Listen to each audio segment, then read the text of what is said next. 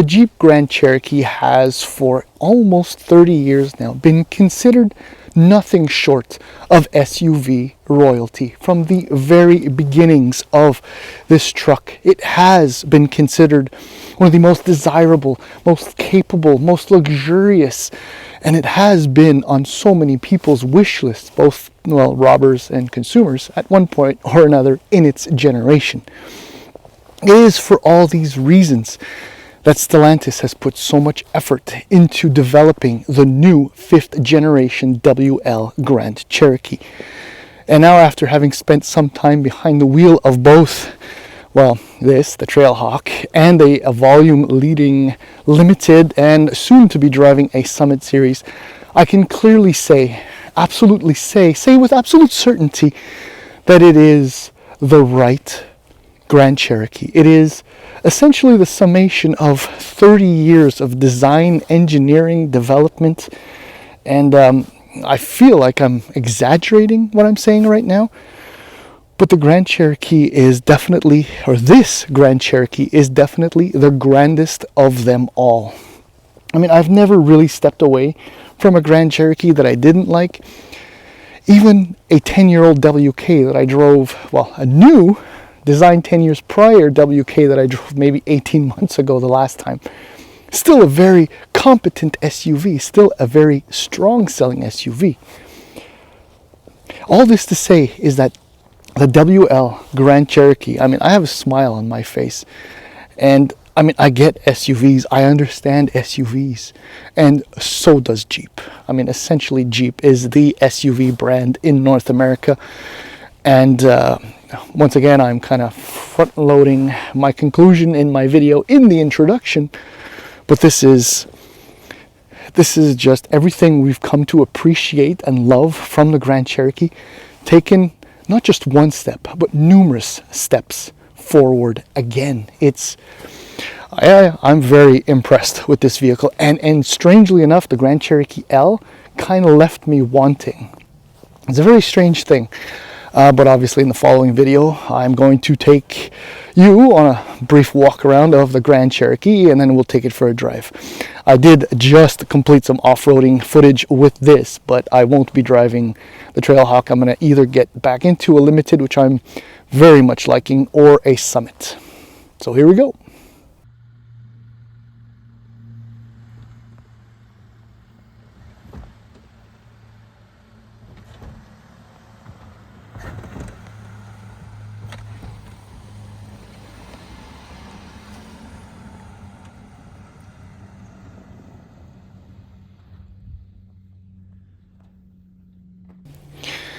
Now, the all-new for 2022 Jeep Grand Cherokee looks absolutely stunning. I mean, some of the things, and again, I didn't find the Grand Cherokee L to be that good-looking. I don't know, it really is about proportions and size, I guess.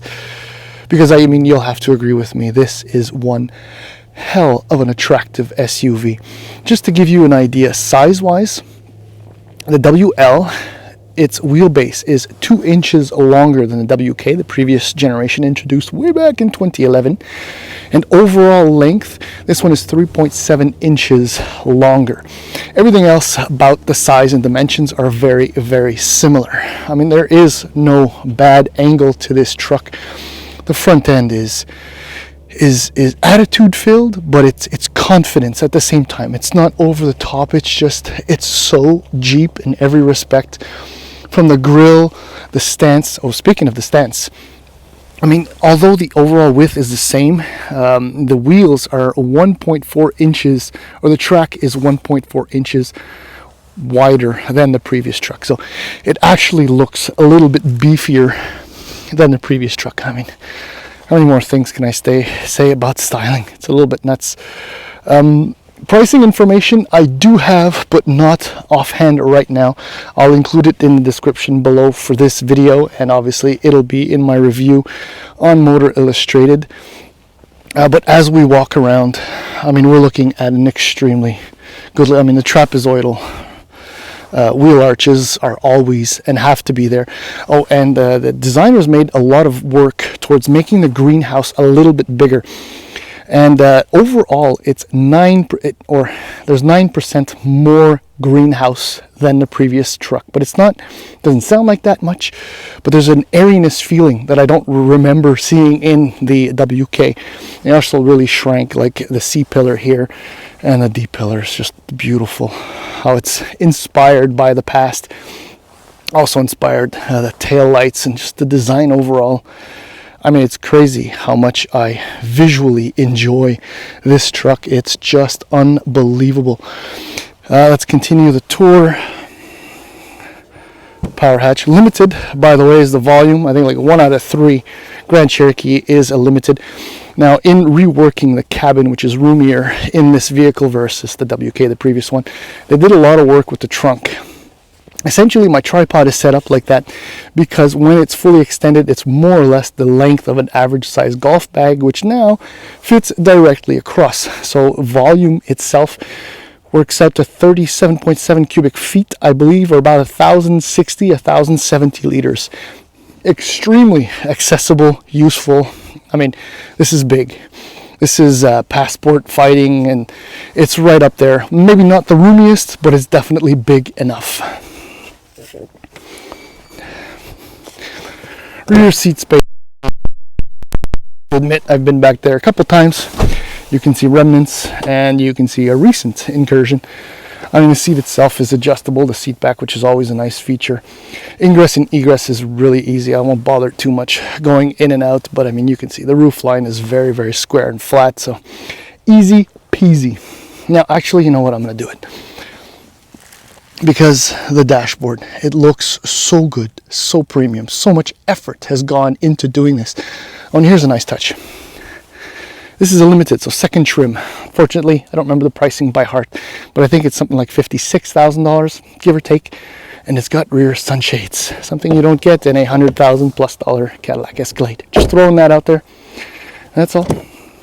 All right, so up front, I mean, again, the workmanship, the craftsmanship, the materials, everything, how it's put together, it just really, really looks good. It's not quite, it's just robust enough, but luxurious enough to work in both respects. One of my favorite aspects too visually is the steering wheel itself. I don't know, it's sporty, it's got fantastic grip. Anyway, let's just get in and we'll start it up. Okay, so standard for all Grand Cherokees for 2022 is a 10.25 inch digital IP right there. The standard screen, wow, that's interesting, is an 8.4 inch display.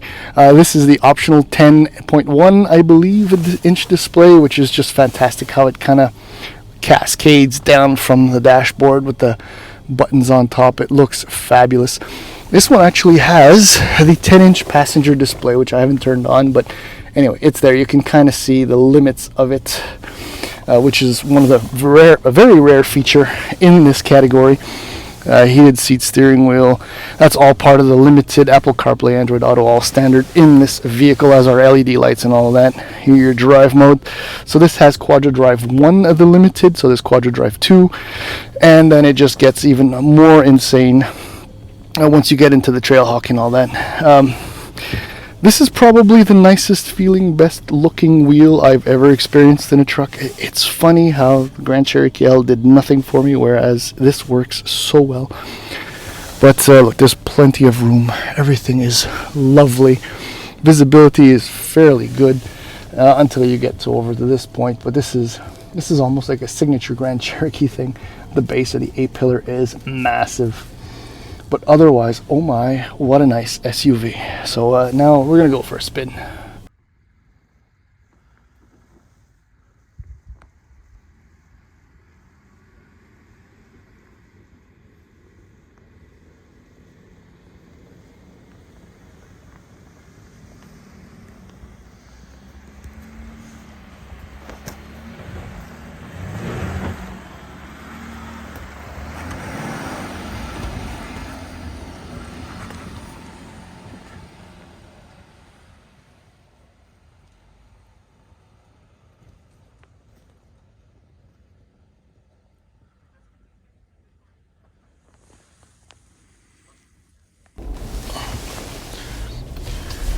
One of the greatest tricks about the Jeep Grand Cherokee, the new one, and even the previous generation, is that, I mean, Jeep engineers, designers, and all that are no fools. They know that not absolutely everyone, probably only a small percentage, in fact, of new owners are going to take their Grand Cherokees off-roading. You know, for those guys, all the capability is built in, obviously. Now, for the vast majority of owners, well, refinement, comfort, quietness are absolutely important. And like the Wagoneer, well, I haven't driven the Wagoneer, but the Grand Wagoneer and the Grand Cherokee L, the Grand Cherokee is incredibly satisfying and competent on paved surfaces. And right now, I've migrated into a Summit Reserve model. Yes, the absolute top trim Grand Cherokee. So I started off in a limited with a 3.6 liter V6, which puts out 293 horsepower and 260 pound-feet of torque, which it's the same in the Grand Cherokee L, is adequate. Actually, it feels much better in the Grand Cherokee than the L, given that it weighs a fair amount less without the third row and everything else. Speaking of weighing less, the new WL Grand Cherokee weighs about 250 pounds less than the WK. So, you know, the use of lightweight aluminum. Okay, so there's that. So the 3.6 is fine, and the thing is that FC Stellantis will tell you that you can average about 10.9 to 11 liters per 100 kilometers in mixed driving. In my experience, in reality, you're probably going to get a little bit closer to 12 and then some. And 12 is if you're lucky. Now, in the Summit Reserve, 357 horsepower, 390 pound-feet of torque, 5.7 liter V8. As far as the two powertrains available, these two powertrains available in the Grand Cherokee, well, there's nothing new. The V8 just suits the truck so much better. It gives it a little bit of extra personality. I mean, it's just loud enough, but still quiet enough at the same time to kind of really spice up the refinement and premium level of the Grand Cherokee, especially the Summit. And if you want the 5.9 over the 3.6, it works out to about a $3,000 premium, and it's available as of the Trailhawk, so not in the Laredo, not in the Limited. Pretty sure I got that right. Across the board, you'll have an 8-speed automatic transmission, and I think I said Quadra Track 2 before, but I meant Quadra Drive 1, Quadra Drive 2, and which is what this has, and Quadra Track 2 with the rear electronic locking differential in the Trailhawk. Essentially, the Trailhawk excuse me, has everything. I mean, the off-roading section that we did was child's play, if that, for the Trailhawk. I mean, we did go into 4-low, the 2-speed transfer case, but I mean, it was really essentially pointless. Also included with the Summit and the Trailhawk is the Quadralift suspension, which in the Trailhawk will give you an extra, I think it's an extra 15 millimeters or just shy of an inch extra ground clearance over the Summit. That's new for the WK. But key, and in the Trailhawk, I think we're up to 11.7 inches of ground clearance, I believe, which is about an inch more than previous. There you go. But the ride quality with the semi-adaptive dampers is fantastic. I mean, it's cost-sitting. It's really premium luxury SUV-like. And with the Summit, you get Summit Reserve. Apologies. You get the 21-inch wheels, which so far have been, I mean, all but non-existent when it comes to, you know, affecting the ride quality. Granted, I'm not home, so the quality of the roads here is much, much better. Oh, and yeah, with the Hemi, Stellantis says you might average 14 and change liters per 100 kilometers in mixed driving. I'm averaging just over 15 and a half, and I don't know what the average speed is. but it's, well over 30 kilometers an hour, maybe closer to 50. So if you're going to do a lot more city driving, even with the cylinder deactivation, it's I don't know, aim for 16, and if you can do better, you're fine. But okay, steering is good, brakes are fine. The thing with the Grand Cherokee is, and there is a 4xe coming, obviously we know, 375 horsepower, same setup as in the Wrangler 4xe, with the turbocharged 2-liter 4-cylinder engine, a pair of electric motors and all that. That should lower fuel economy numbers, or improve fuel economy numbers is what I should say. But I don't know. I mean, if you're going to go out and spend $75,000, give or take, on an SUV like this, I mean, the V8 is the way to go, despite the price of fuel being ridiculous. But it's... what am I trying to say? This is a great SUV. I mean, obviously, you've just seen how I'm gushing over the styling. Love the content. The pricing is fine. I mean, it is SUV royalty, and always has been, and it definitely continues. I mean, in the 2-row mid-size large SUV, which for some reason some call full-size, which it isn't. I mean, against the Murano, the Edge, the Passport, the Blazer, I'm missing one. I can't think of it right now, apologies.